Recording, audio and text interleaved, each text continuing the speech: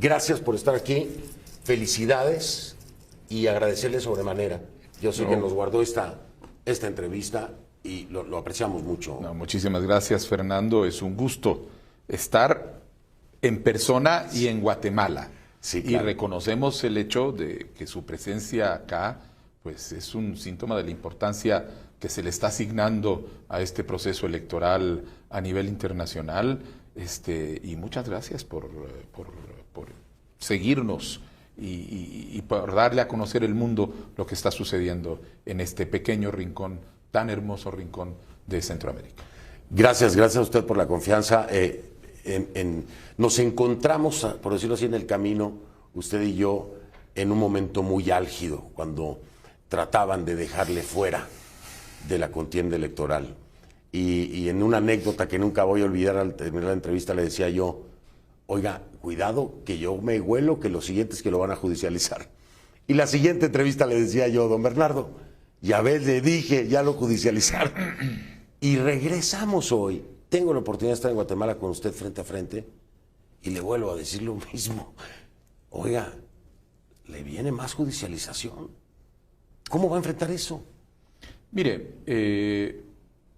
es evidente que esta persecución política por la vía de una judicialización ilegal de todo el proceso electoral en general y después una persecución a nuestro partido, aparentemente va a continuar porque el fiscal Curruchiche lo anunció un par de días antes del hecho electoral. Más, creo yo, con intimidación, con intención intimidatoria, lo que no le resultó, pero en todo caso es el anuncio de algunas cuestiones que van a venir. Nosotros creemos que lo que sucede es que ahora la elección, la contundencia del voto y el entusiasmo ciudadano que se volcó a las calles ayer a celebrar una victoria electoral como nunca se ha celebrado en Guatemala, son datos que van a cambiar el escenario y que esperaría yo que hiciera reconsiderar a estos actores. La limitación que tienen la posibilidad de lo que ellos quieren hacer, porque lo que se están viendo es que se están enfrentando a un pueblo que ha recuperado la esperanza y a un pueblo a una sociedad que de pared a pared está claramente posicionada en que lo que quieren es que se respeten los procesos democráticos, en este caso el proceso electoral, que no se interfiera con los mismos, que hay un principio de voluntad popular que debe ser respetado. De manera que ahora, ante este resultado electoral, el peso de sus acciones es más complicado porque los enfrenta a una sociedad completa. Los enfrenta a millones de votos que recibió Bernardo Arévalo, por supuesto, y también Karina Herrera. Pero vamos a plantear esto en la realidad. Supongamos que, en efecto, no logran su cometido. El cometido es cancelar a Semilla, regresan al 2017-2018, cuestionan primera vuelta, segunda vuelta, pero vamos a suponer que eso se va. Consuelo Porras se queda, Curruchiche se queda, el sistema judicial se queda y va a convivir con usted en el poder. Yo no creo que lo vayan a dejar en paz, ¿no? Mire, lo que pasa es que esa serie de mecanismos que usted identifica en el Ministerio Público, etcétera, la FESI, la FESI, muy particularmente el Juzgado Séptimo con Orellana, son piezas de un sistema que no se mueve autónomamente. Y lo que va a cambiar es que desde el Ejecutivo va a haber una posición de dejar de utilizar esas herramientas como herramientas de persecución política a cualquier persona, institución que se convierta en molesta, como se ha perseguido a José Rubén Zamora por denunciar la corrupción, como se ha perseguido a Virginia La Parra por cumplir con sus funciones como fiscal. Bueno, tenemos que ya habíamos hablado con usted, Fernando, exilio. ¿El exilio? El exilio guatemalteco hecho de operadores de justicia, gente a la que se ha volcado el sistema. Ayer lo veían, yo no sé si ya le llegaron las imágenes, ayer lo veían en grupo, estaban en un lugar en Nueva Jersey, y tuve también el privilegio de tenerlos a todos ellos festejando su triunfo. Sí. Todos les preguntaba yo, ¿quién ahora con el triunfo de Bernardo Arévalo piensa en regresar a Guatemala? Levantaban todos la mano. ¿Van a poder regresar? Pues eventualmente van a poder regresar. Este país está cambiando. Y yo siempre señalo, este tipo de fenómenos no es que son los generadores del cambio, son la expresión de un cambio. Y en ese cambio que hemos visto, la sociedad guatemalteca está diciendo, no queremos ese pasado que estamos cerrando, queremos empezar a ir a algo mejor. Y en ese futuro de algo mejor hay una recuperación de las instituciones de justicia, de la recuperación de la institucionalidad del Estado en general, que va a impedir que se sigan cometiendo los abusos que se han cometido históricamente y de los que nuestro exilio en el exterior es ejemplo. Eso nosotros no tenemos varita mágica, eso no se va a solucionar de la noche a la mañana. Nuestro arreglo constitucional es republicano, nosotros nos moveremos como organismo ejecutivo dentro de los límites de la legalidad, pero la correlación de fuerzas dentro de la sociedad guatemalteca está cambiando. Cambió con esta elección. Es un hecho. Y con este cambio de la correlación de fuerzas va a venir un reacomodo. Hace algunos días, Fernando, leíamos la noticia en la prensa de que esta parte del sistema corrupto que está intentando judicializar y perseguir a Semilla y a otros actores, estaba encontrando problemas porque había jueces que se negaban a aceptar, ya estaban haciendo resistencia. Que estaban haciendo resistencia. Es decir, no hay, el sistema ha estado controlado por una red, pero no quiere decir que el conjunto de la institucionalidad responda a eso. Y eso es lo que nosotros creemos que va a pasar. Al cambiar esta correlación de fuerzas, van a empezar a moverse las piezas, la gente decente, la gente honrada se va a sentir menos intimidada y para resistirse a este tipo. ¿no? También. Y va a haber opciones de salida, exacto. Y de apoyo. Exacto. Entonces hay ahí un escenario de cambio que creo que es el que tenemos que fomentar. Y quería yo aclarar, porque tal vez le sonó raro que dijera virtual presidente electo. Y entonces yo me veo obligado como periodista a tomar la precaución de esperar a la oficialización, dado todo el tema de la judicialización, ¿no? Pero yo no quería dejar de utilizar la palabra presidente electo, porque me parece que es parte del respeto que se debe tener. El virtual es porque necesitamos al TSE que lo diga, ¿sí? Pero cuando veo y pienso en este presidente electo ya tomando posición el 14 de enero y quiere recuperar las instituciones, lo siento, para serlo honesto, en una camisa de fuerza. Porque siendo un republicano, siendo demócrata, pues al respetar la separación de poderes queda en el Ejecutivo. El Legislativo no lo tiene. El Judicial tampoco. Pero tampoco puede trastocar uno o el otro. Desde el frente del Ejecutivo, ¿cómo?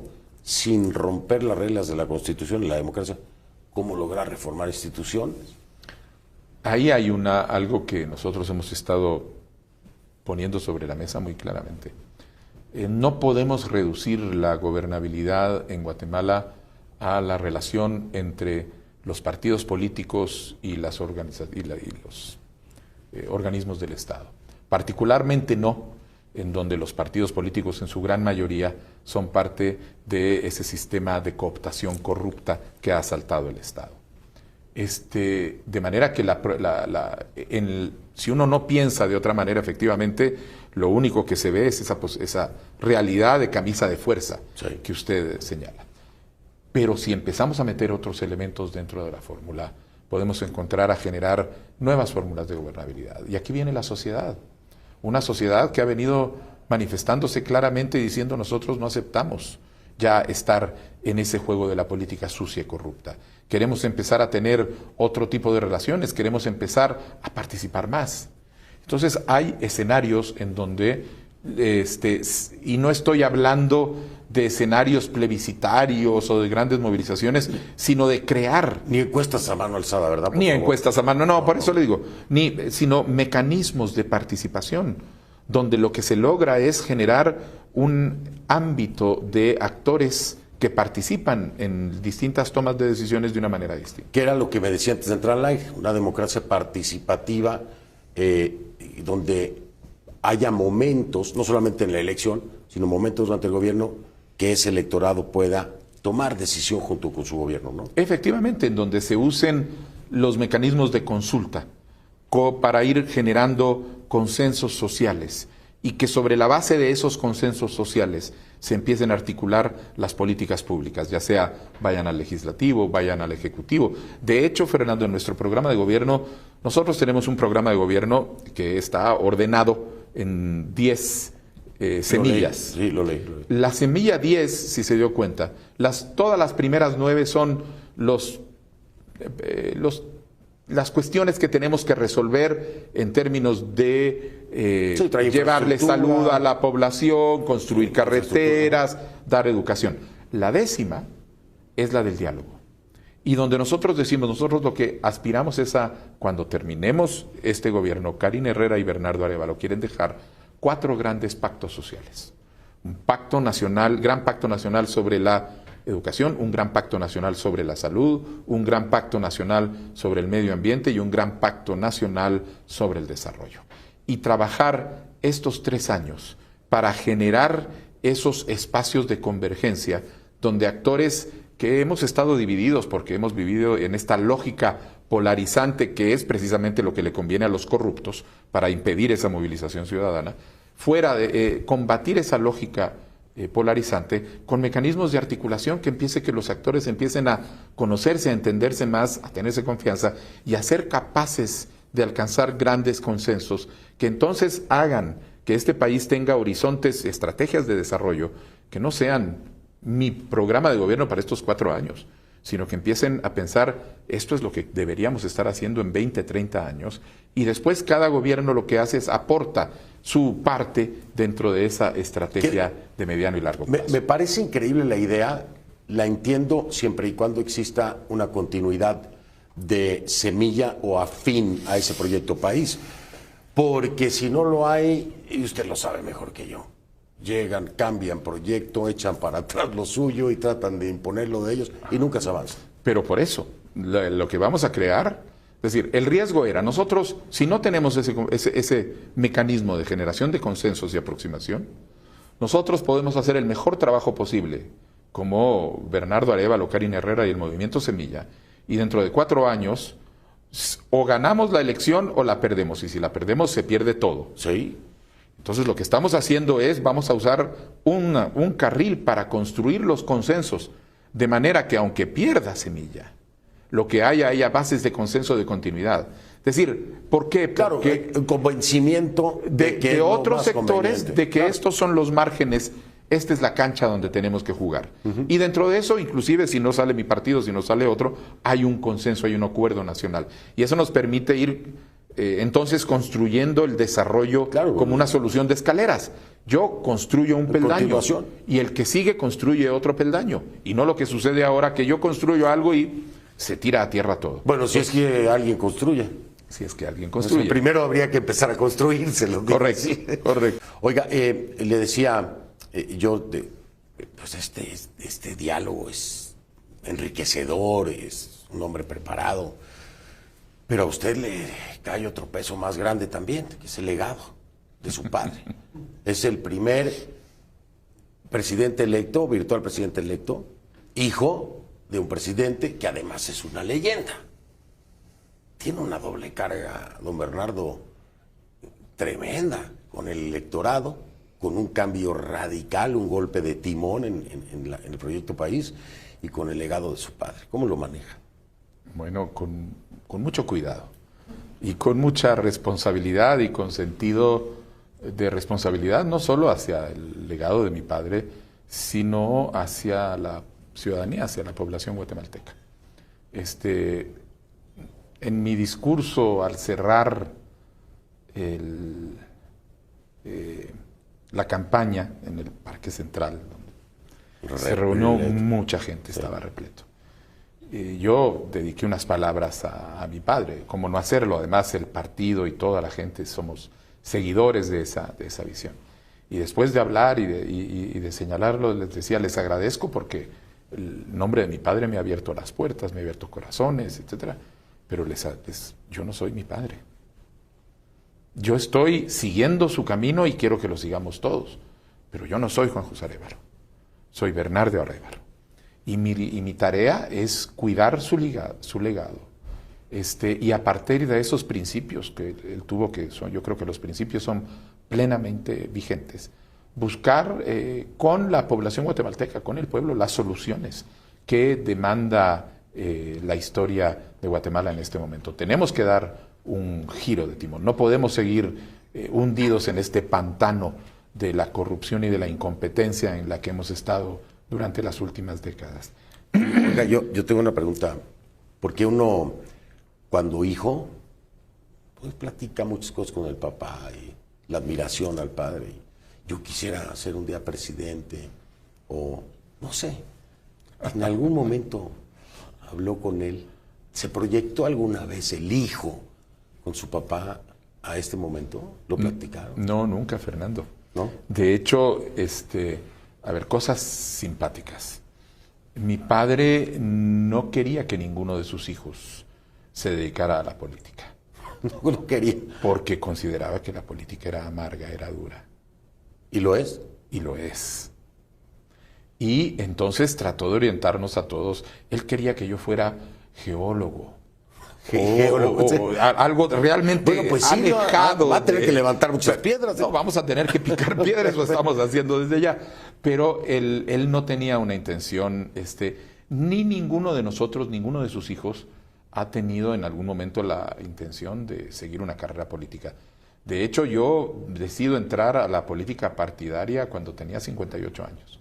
Y desde que yo tenía 25, 30 años, a mí y a mis hermanos las invitaciones a unirnos a partidos políticos, a ser diputados, a ser candidatos vicepresidenciales o más, han sido una constante. Y siempre habíamos dicho, no, nosotros tenemos nuestra vida. Y de manera que no hubo esa decisión. El hecho de que yo me encuentre aquí hoy, electo por el pueblo de Guatemala para gobernar, no es porque hubiera existido un sentido de proyección o continuidad de mi padre hacia mí o de mí, que yo hubiera dicho, bueno, yo quiero ser como mi papá. Claro. Es circunstancias que se van dando en el camino y que son las que nos llevan a este momento. Indudablemente, el nombre de mi padre, claro, la pesa. Historia de mi padre, los principios, el legado, pesan. Y empuja también. Empuja muchísimo. Claro. Yo digo que el nombre de mi padre abre corazones en Guatemala. Ahora, la responsabilidad mía es, una vez que están abiertas, ser yo el que habla y el que establece. Y no descorazonar a nadie. Y ahora cuidar el legado. Claro. Fernando, a mí me dijeron, ¿cuál es su máxima aspiración, precisamente considerando el legado de su padre, que tuvo una presidencia con una cantidad de desarrollos y de construcciones institucionales enorme? Yo lo único que dije es, yo lo que quiero que digan es que no traicionó el legado de su padre, independientemente de cómo lo vamos a construir, cómo lo vamos a hacer, ya con etcétera. eso. No traicionó el legado de su padre, quiere decir que la población considera que efectivamente lo que se hizo fue en beneficio de la población. Sí, claro, si no se traiciona el legado, quiere decir que le fue bien. Si no se traiciona el legado, quiere decir claro, sirvió a su pueblo. Claro. Pues eso es lo que nosotros esperamos. Efectivamente. A ver, ahora le voy a cambiar de tema. Es que yo me encantan así, soy muy filosófico a veces. Si me toca alguien también me dejo llevar. Entonces voy a ir un poquito más factual. Voy a cambiar de golpe, hablando de legado, porque su contrincante tiene un legado, ¿no? Político. Ex primera dama, Álvaro Colom, después incluso se divorcia para poder participar en las elecciones. La tercera también la pierde, es esta. Pero guardó un silencio ayer, no sé cómo calificarlo, extraño, por decirlo menos. No salió a dar ningún discurso, no concedió. Dicen que están en sesión permanente. ¿Qué tiene que decir acerca de este silencio? Y además, espérame, el comunicado, otra vez cuestionando, ¿no? El proceso. ¿Qué el comunicado de las 3 de la tarde. Sí, de las 3 de la tarde. Que cantaba. Ya desde antes cantaba desde antes posible estaba fraude y el escenario, ¿no? Pero bueno, ya se cayó. Yo pensé que iba a salir a descalificar, ¿no? A decir, hubo fraude y vamos a pedir, pero ni siquiera eso. ¿Qué piensa? Mire, lo único que puedo hacer es especular razones alrededor del tema y lo que creo es que el pueblo de Guatemala ha hablado muy claro. ¿Usted cree que fue la contundencia que la cayó? No solo la contundencia, sino no son solo los números, sino lo que sucedió anoche en las calles y en las plazas, con esa expresión popular de júbilo, de celebración, que pues hace evidente que esto no es la victoria de Bernardo Arévalo y el movimiento Semilla. Esto es una sensación de un pueblo que encuentra una salida a una situación y que celebra con las banderas de Guatemala en la calle, no con las banderas de un partido, no con la consigna de un partido, sino como pueblo. Se tira a la calle a bombos y platillos y a celebrar el momento en donde sienten que se están liberando. ¿Y eso cree que es el freno? Pues a mí me gustaría pensar que eso a mí me hace les hace tomar proporción, porque el tono y el discurso venía cargado. Sí, muy. Venía cargado. Le daba cifras, don Bernardo, le decía, Producto Interno Bruto, ¿no? Casi el 20% es de remesas, 1 de cada 2 niños en desnutrición, casi el 20%, más de la mitad de la población en la extrema pobreza. ¿Cómo va a mover esos números? ¿Con qué recursos? ¿En cuánto tiempo va a haber un avance? Bueno, yo creo que los avances van a empezar a ser claros, inclusive dentro del primer año, en el sentido de la acción que se va a estar tomando para resolver esos temas. Tal vez vale la pena, Fernando, recordar que el problema que nosotros tenemos es que la corrupción no únicamente desaparece el dinero. No, cobra vidas. Cobra vidas, por supuesto, pero atrofia instituciones. Sí.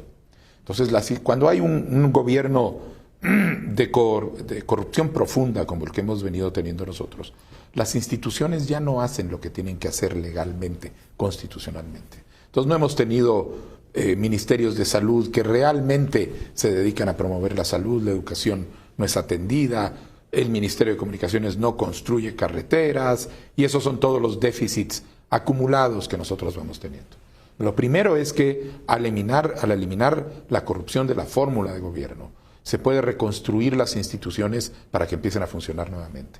Y entonces los recursos que se tienen son recursos que se invierten de una manera en la cual se pueden empezar a alcanzar esos objetivos, que con gobiernos corruptos no se puede porque no están para gobernar. No llega ni siquiera el recurso. No solo no llega el recurso, no les importa. Se lo roban. Entonces, para empezar. Entonces, nosotros sí sabemos que en Guatemala tenemos una serie de brechas enormes del desarrollo. Los datos que usted ha dado sobre pobreza, podemos hablar de una de las calidades educativas más bajas del continente, una de las coberturas de salud más precarias de toda América Latina. De manera que lo que tenemos claro es que tenemos que empezar a ir logrando que los recursos vayan a aquellos lugares donde más se necesita. Nosotros tenemos muy claro de que el desarrollo tiene que estar orientado a crear acceso a la salud, la educación, el bienestar en general, la circulación como bienes públicos universales. Todos los habitantes del país, indistintamente, tienen que tener acceso a ellos. Ese es el horizonte.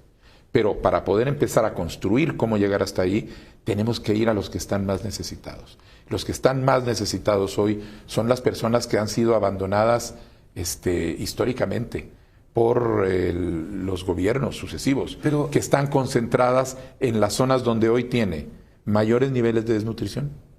Son las zonas donde hay mayores niveles de pobreza. Son las zonas de donde salen los mayores niveles de migrantes del país. Porque sencillamente no hay nada que hacer. Entonces ahora lo que vamos a hacer es agarrar los recursos y vamos a empezar a construir carreteras secundarias en esas zonas. Hay 3 grandes zonas del país donde se concentran estos bolsones de pobreza y abandono. El altiplano occidental, las Verapaces y el corredor seco. En nuestro plan de gobierno, la inversión en infraestructura se va a hacer muy especialmente en esas 3 zonas. Y de esa manera se va a empezar a generar empleo, se van a generar mayores oportunidades, uniendo por supuesto planes con otro tipo de programas como programas de apoyo al agricultor, programas de crédito, y entonces vamos a empezar a llevar desarrollo a donde nunca ha existido. Nosotros tenemos población que ni siquiera es parte del ciclo económico. Y entonces hay que ayudar a que esa población que hoy está en economía de subsistencia, en agricultura de subsistencia, pase a agricultura productiva. Dígame algo, yo veo, no solamente en Guatemala, en muchos otros países, hay una centralización, sí, son gobiernos descentralizados, dicen, pero finalmente todo se concentra en las capitales. Los candidatos van a todas estas zonas rurales en bolsones de pobreza cuando necesitan el voto, después desaparecen. Pero además, don Bernardo, usted, progresista, aquí hay clasismo. Hay un clasismo terrible en la región. Totalmente. Y el indígena es menospreciado. Y no acabamos de aceptar que nuestros países son de origen indígena. Y no acabamos de aceptar que son la fuerza productiva. Y no se les incluye, se les denosta, se les humilla y se les trata fatal. Y eso se ve aquí, en México, en Colombia, en todos lados.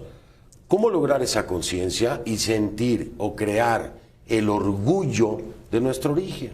Porque parece que se avergüenzan muchos de estos de las élites en que haya un indígena dándole vida a su país.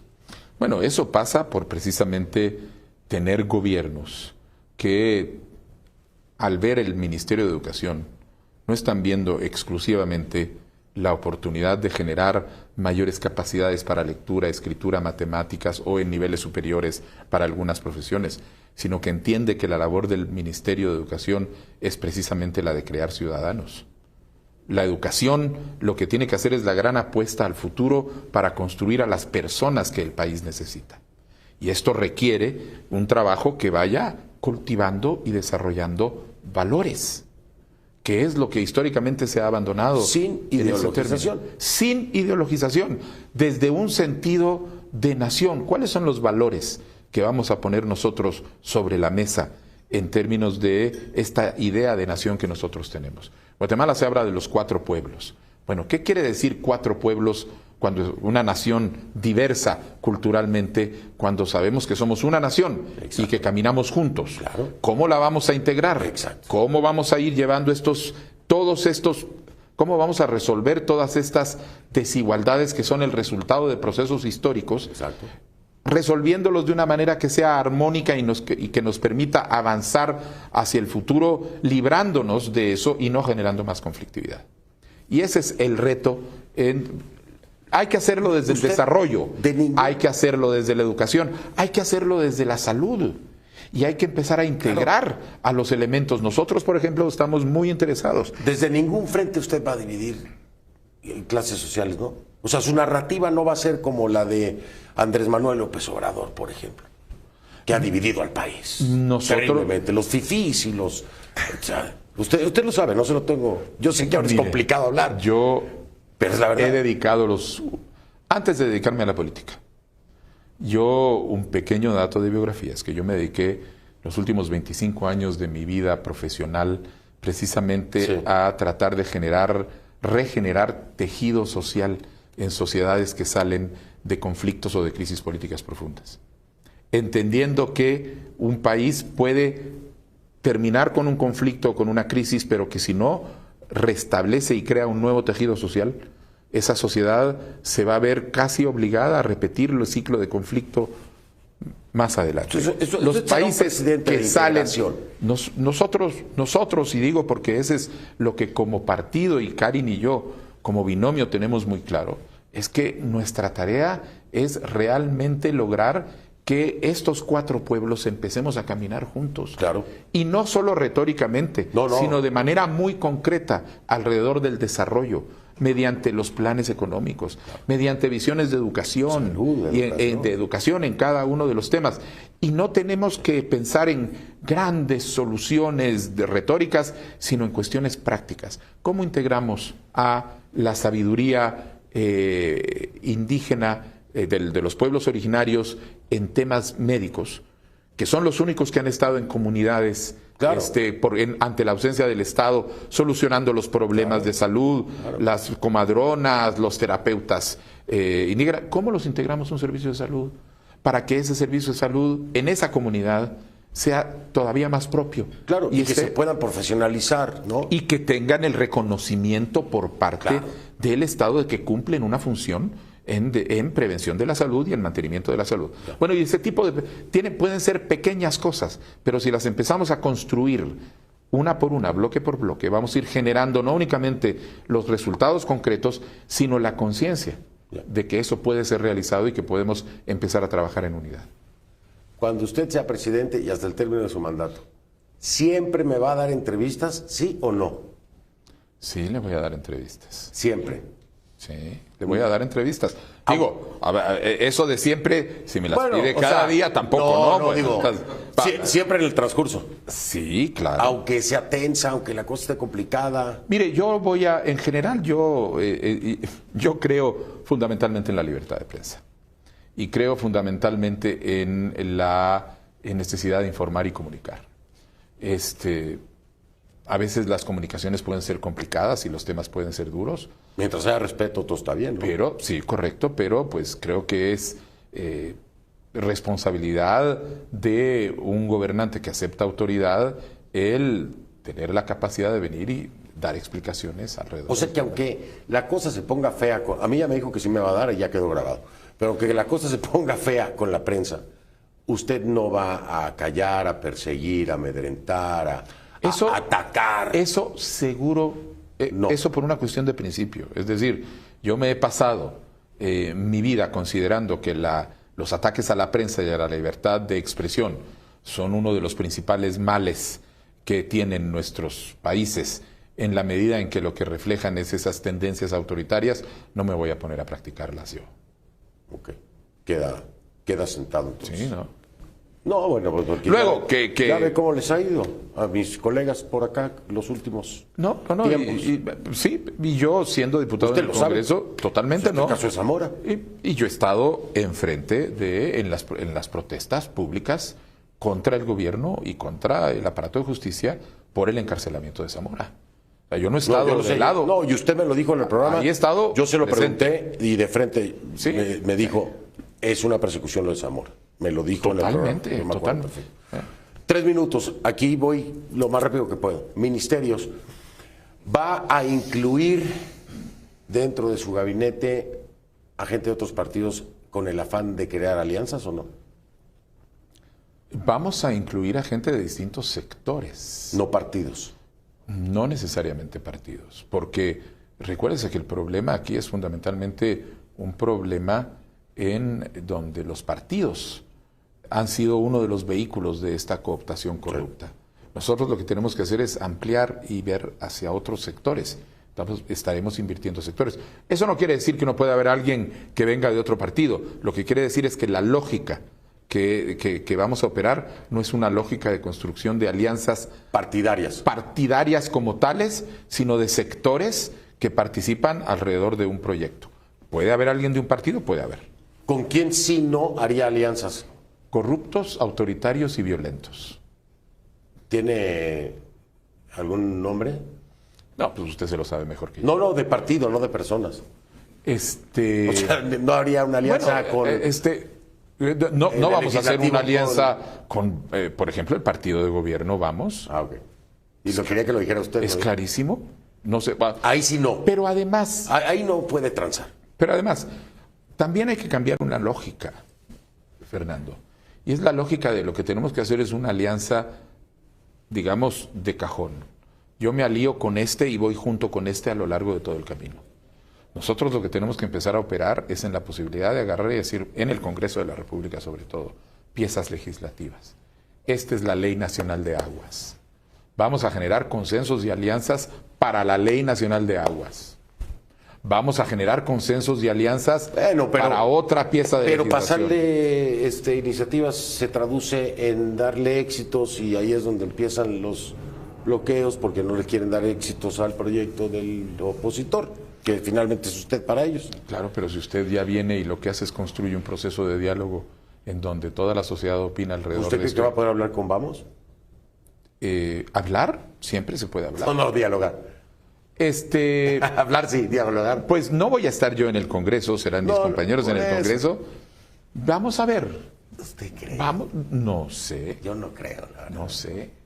La verdad se ríe. Oiga, le quiero decir, ya me tengo que ir, le quiero decir que estoy honradísimo de que ¿Será que, oye, Julián, nos autorizas una tomita? ¿Se puede una tomita? ¿Nos autorizan ustedes una toma lateral? ¿Sí? Y me la regala Rafi para despedir esto porque es maravilloso. Está la familia aquí del presidente electo Bernardo Arévalo. Ahí están sus hijos, sus hijas y la maravillosa primera dama con la que tuve el honor de platicar hace un minuto. Gracias por acompañarnos en esta entrevista. Me tomé esta libertad, pero esta es una imagen familiar hermosa que deben de conocer. Está toda su familia aquí tras bambalina, apoyando al presidente electo. Qué linda familia que lo acompaña, está en esto. No, es hermoso. Es lo que le da a uno la fuerza para seguir adelante. Y es importante mostrarlo, ¿no? Porque el hombre de familia también tiene otros valores y principios para el país. Bueno, ahí estamos en esa lucha. Oiga, mil gracias. Fernando, un gusto. Se nos quedó mucho por platicar, pero ya no, nada más me dan una hora en CNN, si no nos echamos 2. Muchas felicidades. Fernando, muchas gracias. Encantado. No le falle, y gracias. por favor. No les falle. No le voy a fallar a nadie. Prométamelo. Yo lo que le prometo es que le vamos a cumplir al pueblo de Guatemala lo que le hemos prometido. Nosotros estaremos ahí con el esfuerzo que hemos dicho y demostrando que sí se puede hacer política distinta en este país. Con que no les falle, yo con eso me doy por bien servido. Muchas gracias. Gracias.